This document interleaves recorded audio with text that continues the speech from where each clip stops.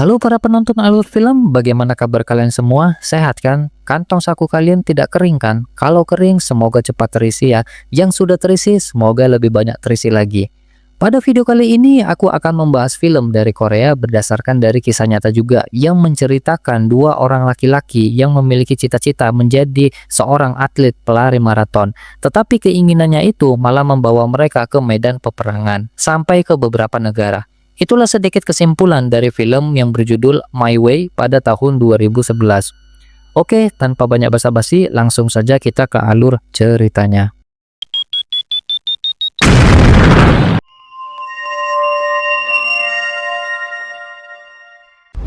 Cerita diawali di sebuah kota yang memperlihatkan dua anak kecil yang bernama Tatsuo dan satunya lagi kita panggil saja Kim. Mereka pada waktu itu berasal dari negara yang berbeda. Tatsuo dan keluarganya berasal dari Jepang, sedangkan Kim dan keluarganya berasal dari Korea. Dan bisa dikatakan juga keadaan negara Korea pada waktu itu lagi dijajah oleh Jepang, sehingga keluarga Kim harus menjadi pelayan untuk keluarga Tatsuo. Karena Kim ini memiliki hobi lari dan Tatsuo memiliki hobi yang sama juga, maka pada waktu itu juga mereka menguji kemampuan mereka untuk berlomba lari. Sampai kita dibawa oleh beberapa scene yang memperlihatkan mereka bertumbuh remaja dan berlomba lari di kejuaraan tingkat sekolah, bahkan sampai tingkat nasional. Dan kita diperlihatkan keduanya telah menjadi seorang remaja. Lalu scene berpindah di sebuah acara pesta perayaan kemenangan Tatsuo yang dihadiri juga oleh si kakeknya. Ini orangnya.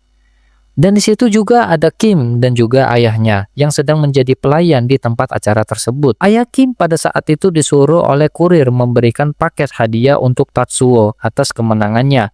Tanpa mengetahui isi paketan tersebut apa, lalu memberikan paket hadiah itu kepada si kakeknya. Ternyata itu sebuah bom yang sengaja dibuat oleh entah siapa.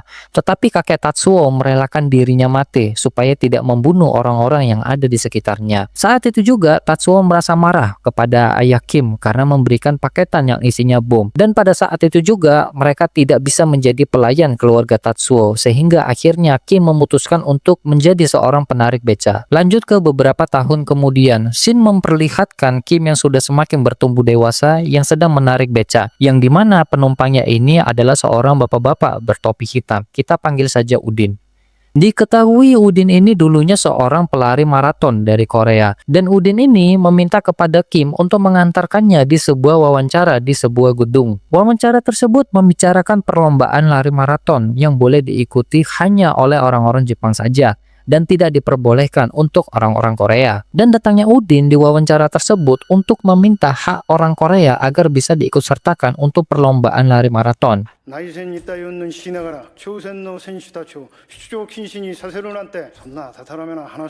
Ini adalah kalimat yang Udin katakan kepada Federasi Olahraga Jepang. Teman Kim yang bernama Jong Dae mengajak Kim untuk masuk ke gedung tersebut, hingga wartawan mengajukan beberapa pertanyaan kepada Kim tentang larangan orang Korea tidak diikutsertakan dalam perlombaan.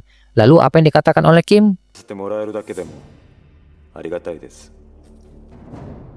Lalu scene diperlihatkan di mana Tatsuo ini dibujuk oleh ayahnya untuk mengikuti pendidikan kedokteran di Berlin. Namun, Tatsuo lebih memilih mengabdikan dirinya untuk kekaisaran Jepang, sebagaimana kakeknya yang telah ikut mengabdi untuk kaisar Jepang. Kita berpindah ke keluarga Kim, yang dimana Kim ini memiliki adik perempuan bernama Eunsu. Pada saat itu, mereka membicarakan tentang perlombaan lari maraton yang kemungkinan Kim bisa mengikutinya. Tepat pada saat Kim mengambil kayu bakar, Udin pun datang dan membawa formulir perlombaan lari maraton. Sontak hal itu membuat senang warga Korea yang ada di sekitar rumah Kim. Lalu keesokannya, perlombaan pun juga dimulai.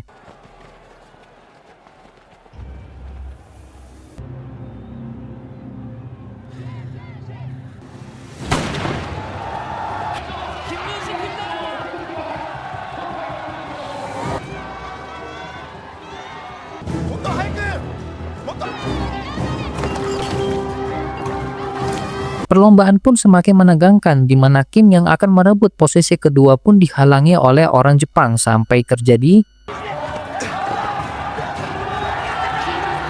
Ya, orang Jepang tersebut pun terjatuh ketika akan menyikut Kim, dan lomba pun dimenangkan oleh Kim yang dapat merebut posisi pertama. Kekecewaan masyarakat Jepang pun teradakan ketika perlombaan tersebut dimenangkan oleh orang Korea. Tapi panitia punya perencanaan di luar dugaan untuk menentukan pemenangnya. Dan kalian tahu siapa yang akan diumumkan?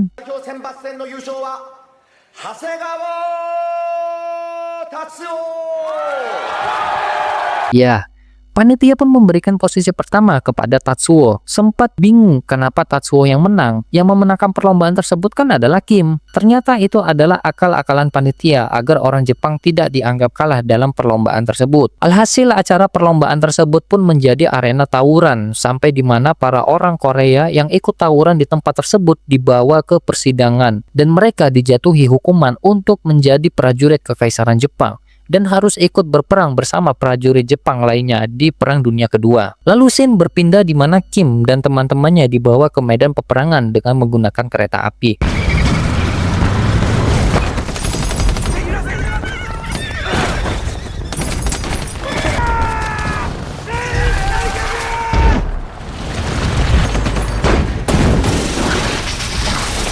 Sampai seusai perang, Kim dan teman-teman Korea pun mengambil air di dalam sumur. Lalu ini yang terjadi.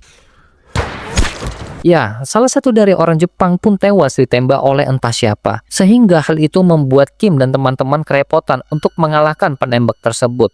Sampai Kim menemukan penembak tersebut dan ternyata ia adalah seorang perempuan dari Cina bernama Mirai. Sesampainya Mirai ditangkap, di perjalanan kantongan yang Mirai bawa dibongkar oleh teman-teman Kim yang berebut isinya. Sehingga membuat foto keluarga Mirai menjadi sobek, sehingga hal itu membuat Mirai menangis. Lalu scene berpindah di mana satu orang Jepang bernama Noda menghajar habis Kim dan teman-teman. Karena mengapa orang Jepang saja yang tertembak? Kenapa kalian tidak? Sampai keributan itu bisa direlai karena datangnya Kolonel Takakura. Pada malam hari, inilah Kim yang selalu menghabiskan malamnya sebelum tidur untuk lari di sekeliling lapangan, sampai dia melihat Mirai yang dikurung oleh pasukan Jepang. Dan keesokan paginya, pasukan Jepang diperintahkan untuk berbaris karena akan ada datang seseorang dan kalian tahu siapa dia?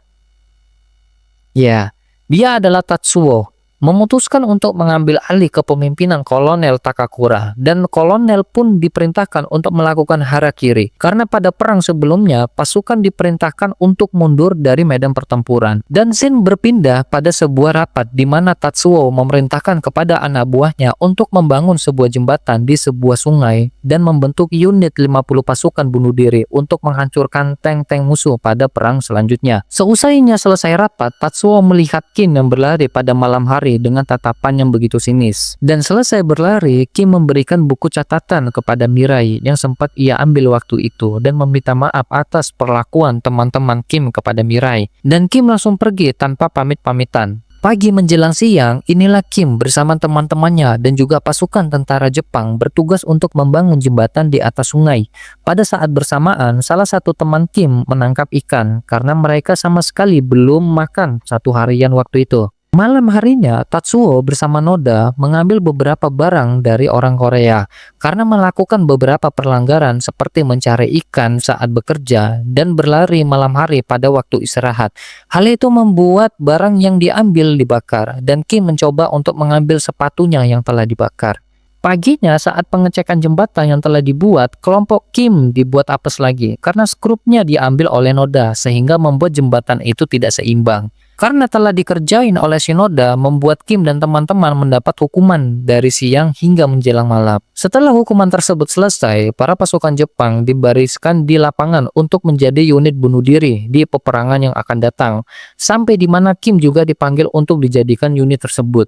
Karena ini namanya unit bunuh diri, Kim pun merasa tidak dapat menyetujui misi tersebut yang menuntut terhadap kematian. Karena ucapan Kim membuat ia harus dihajar babak belur oleh Tatsuo sampai dia dibawa satu sel bersama Mirai. Karena kejadian tersebut membuat teman-teman Kim mengajak untuk kabur dari camp dan hal itu membuat mereka hampir ketahuan oleh penjaga. Sesampainya di danau dengan rasa penasaran besar, Kim pun mendengar pasukan musuh datang dengan jumlah yang begitu banyak dan akhirnya ia memutuskan untuk kembali lagi untuk memperingati kepada pasukan Jepang bahwa pasukan musuh lebih awal datang dengan jumlah yang sangat begitu banyak. Saat akan kembali, Kim pun harus dibuat kerepotan oleh pesawat musuh yang datang. Dan tiba-tiba pun Mirai datang untuk menolong Kim dengan menembak pesawat tersebut hingga terjatuh. Tapi hal itu pun harus dibayar oleh nyawa Mirai sehingga membuatnya harus maut saat itu juga. Tak mau bersedih atas kematian Mirai, Kim pun terus berlari untuk kembali lagi ke pasukan Jepang untuk memperingati serangan yang akan datang.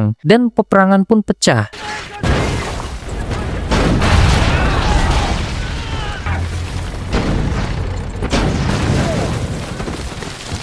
Karena ledakan demi ledakan terjadi terus membuat Kim harus terpental dan pingsan saat itu juga. Pasukan bunuh diri pun juga ambil peran dengan mendatangi tank-tank musuh lalu meledakkan bom tepat di bawah tank tersebut.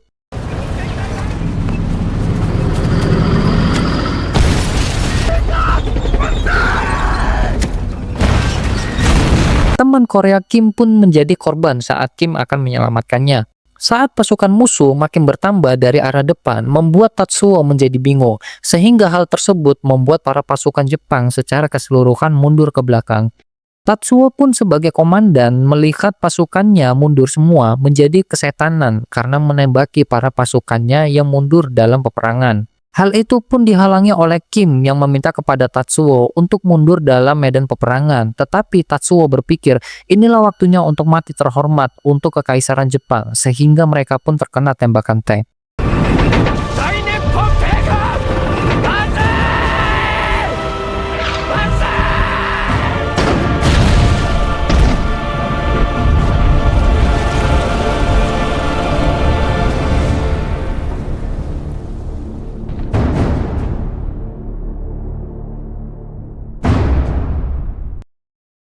Februari tahun 1940. Dan inilah para pasukan Jepang dibawa oleh tentara Soviet menggunakan kereta api. Begitu juga dengan Tatsuo dan Kim.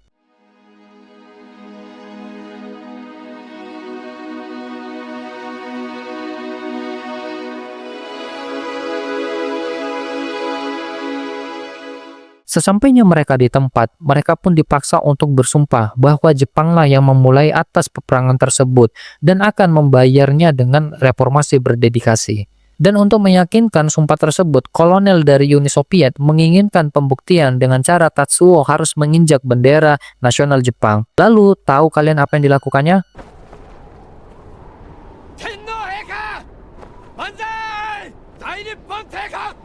Tatsuo pun mengambil bendera tersebut dan mengangkatnya dengan alasan, kami ini prajurit kaisar yang menjadi martabat. Alhasil, dari tindakannya tersebut, ia pun dipukul oleh pasukan Soviet dan badannya digantung dengan keadaan cuaca yang dingin. Dan para pasukan Jepang pun dipaksa untuk bekerja mencari kayu dengan cuaca yang ekstrim dingin. Beberapa dari mereka kebingungan harus apa karena bahasa Soviet yang mana pasukan Jepang tidak memahami. Pada saat yang bersamaan, Kim pun berjumpa dengan teman Koreanya yang pada waktu itu sempat kabur menggunakan perahu saat di danau. Kim pun bertanya kepada temannya kemana Jongdae. Dan saat itu Jongdae memperkenalkan dirinya sebagai Anton dan memiliki jabatan di pasukan Soviet. Sehingga akhirnya Kim dan Jongdae bertemu lagi setelah sekian lama. Noda pun sebagai atasan Jongdae waktu di pasukan Jepang sebelumnya langsung menghampiri Jongdae. Dan inilah yang terjadi.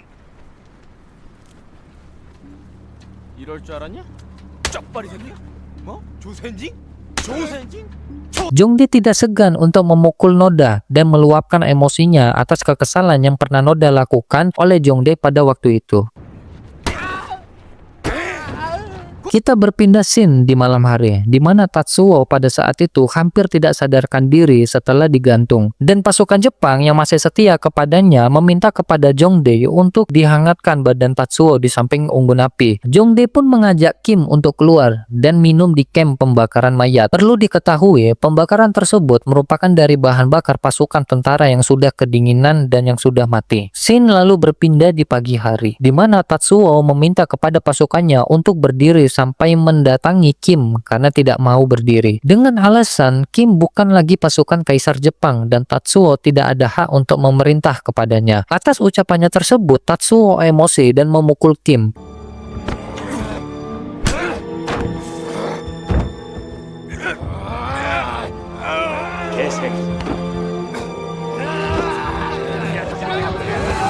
hingga mereka berdua diminta oleh kolonel Soviet untuk saling bertarung hingga salah satu dari mereka pun harus tewas. Dan inilah yang terjadi.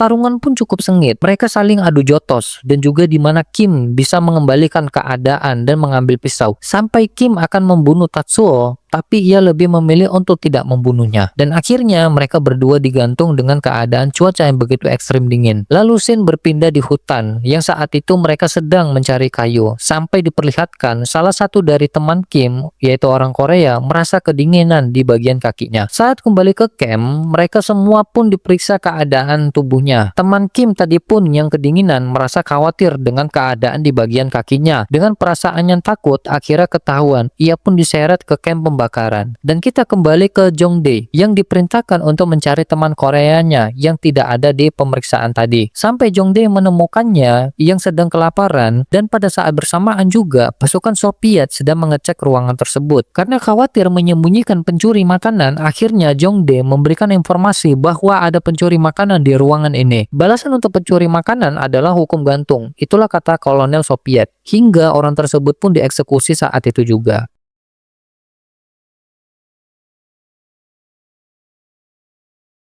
Karena kesal, Kim pun langsung mendatangi Jongdae karena ia lebih mementingkan jabatan daripada temannya sendiri. Dan hal itu membuat Jongdae merasa emosi dan mengatakan kepada Kim untuk menjauh darinya saat itu juga. Lalu scene berpindah di mana saat para beberapa orang membawa kayu dan itu malah terjatuh. Hingga membuat Jongdae marah dan memukul salah satu orang dan menendangnya hingga terguling ke bawah. Dan akhirnya mati karena tertusuk kayu. Hingga Tatsuo pun langsung menghajar Jongdae saat itu juga. Dan Kim datang untuk melerai. Tetapi yang terjadi adalah para pasukan yang lain turut ikut untuk menghajar satu sama lain. Sampai mereka dibariskan dan yang memulai perkelahian tadi akan langsung dieksekusi oleh kolonel Soviet.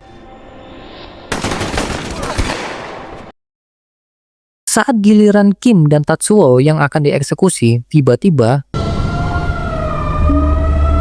itu adalah tanda di mana saat itu juga Soviet akan berperang dan melawan Jerman dengan dikirimnya berupa surat yang menandakan peperangan akan dimulai sebentar lagi. Pasukan Soviet pun dengan cepat membagikan seragam perangnya kepada tawanan perang Jepang. Begitu juga dengan Kim dan Tatsuo. Melalui Jongdae, akhirnya mereka bisa lepas dari eksekusi, tetapi harus ikut berperang melawan Jerman. Lalu scene berpindah di mana Jongdae satu truk bersama Kim dan Tatsuo. Dengan keadaan Jongdae menyemangati para pasukan yang ada di truk tersebut, tetapi tidak ada yang menggubrisnya. Desember tahun 1941 di Stalingrad. Inilah para prajurit Soviet beserta tawanan perang Jepang dipaksa berperang, dipaksa mengambil senjata dan diarah ke medan pertempuran. Dan ketika para pasukan Soviet sudah memasuki medan pertempuran, tiba-tiba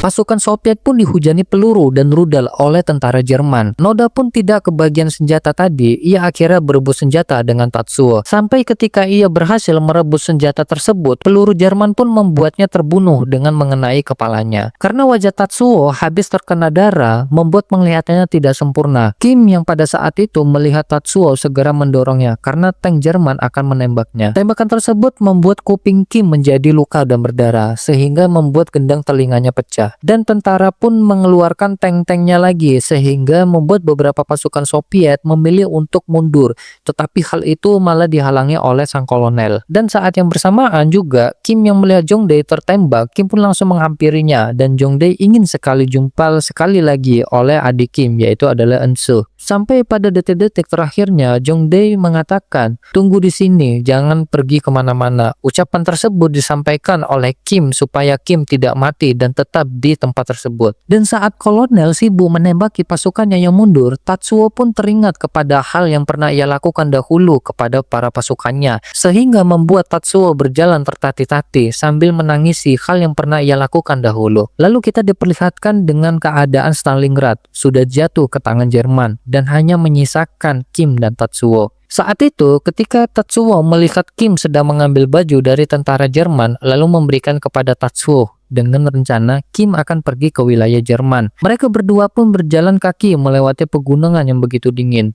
Sampai beberapa kilometer di mana keadaan Tatsuo yang merintih kesakitan di bagian perut.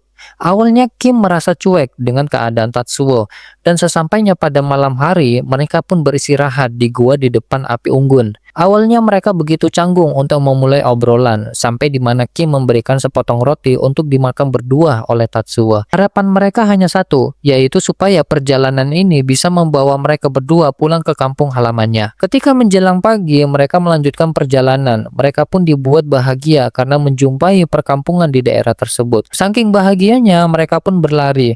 Hanya beberapa meter mereka berlari, Kim melihat ke belakang dengan keadaan Tatsuo sudah tergeletak lemas dengan keadaan lukanya semakin parah. Akhirnya Kim pun menggendongnya dan membawa ke salah satu rumah di perkampungan tersebut, berharap ada yang bisa dijadikan obat. Kim pun menggeledah rumah dan perkampungan tersebut dan berjanji akan kembali sampai menemukan obatnya. Saat berkeliling di luar, Kim pun menjumpai tentara Jerman lagi lewat di perkampungan tersebut dan meminta bantuan kepada tentara yang ada supaya bisa memberikan obat untuk Tatsuo. Tetapi Kim malah dibawa oleh tentara Jerman entah kemana. Tatsuo!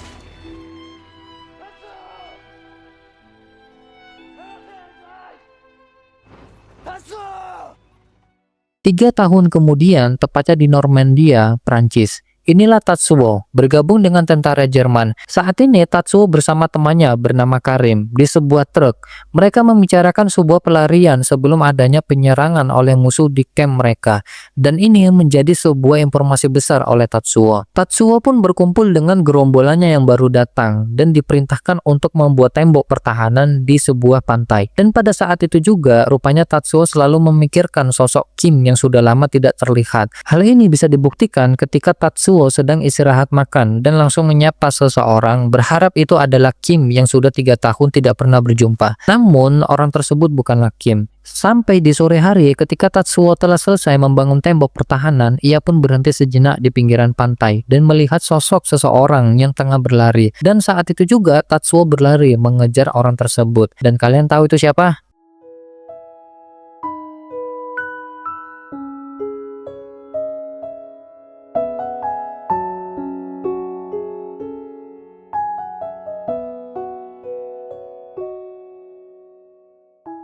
Ya, dia adalah Kim, orang yang selama ini Tatsuo cari.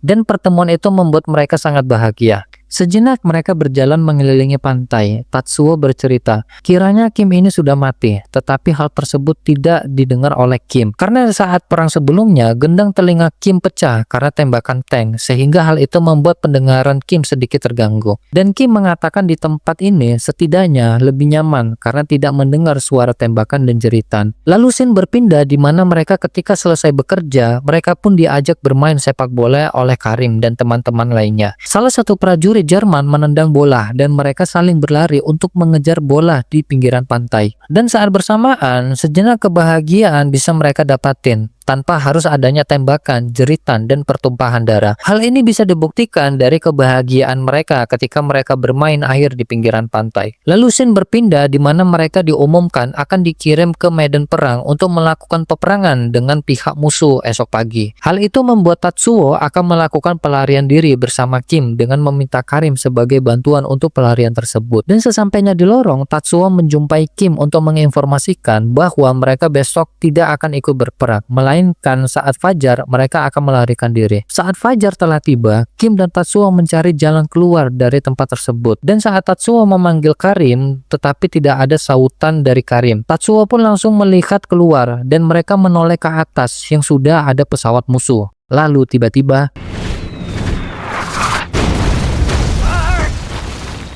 Tanpa persiapan yang matang untuk bertempur, pasukan Jerman pun ditembaki rudal dari atas oleh pesawat musuh, sehingga hal tersebut membuat Kim dan Tatsuo terpisah. Tatsuo berencana kembali ke dalam lorong untuk menjumpai Kim, dan beberapa tembakan dari pihak musuh pun membuat Tatsuo sulit untuk kembali ke dalam lorong. Sampai pada akhirnya Tatsuo menjumpai Kim yang sedang menembaki musuh. Pada saat itu juga, mereka akan keluar dari ruangan tersebut. Mereka pun dihalangi oleh kolonel supaya tetap berada di ruangan itu dan terus menembaki musuh.